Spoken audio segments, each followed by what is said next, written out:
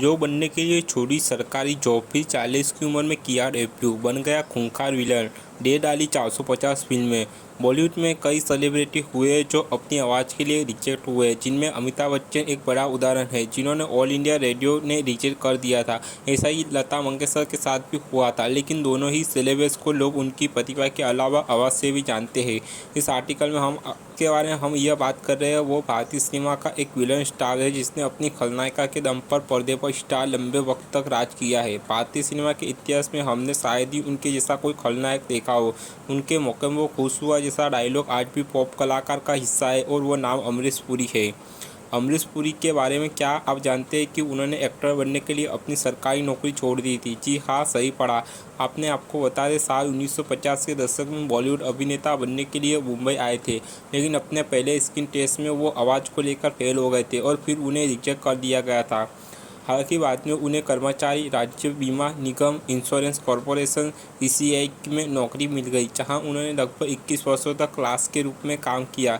इस दौरान उन्हें घर घर जाकर जीवन बीमा बेचा, लेकिन किसी ने भी उन्हें अपने सपनों का पूरा करने में नहीं रोका। प्राइवेट नौकरी के साथ साथ अपने जुनून के पीछे भी भागते रहे।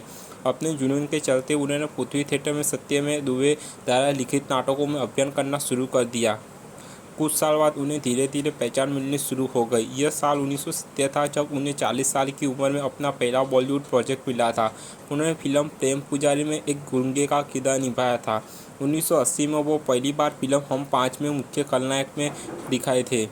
लगभग 450 फिल्मों में काम करने वाले अमरीश पुरी अपनी समय के पाबंदी के लिए जाने जाते थे और अपने टाइम को महत्व देते थे। उनके काम करने का तरीका इंडस्ट्री में काफ़ी मशहूर था। एक बार अमरीश पुरी और गोविंदा एक फिल्म पर साथ काम कर रहे थे। शूटिंग सुबह 9 बजे शुरू होनी थी। अमरीश पुरी तो पहुंच गए, लेकिन गोविंदा कहीं नज़र नहीं आए।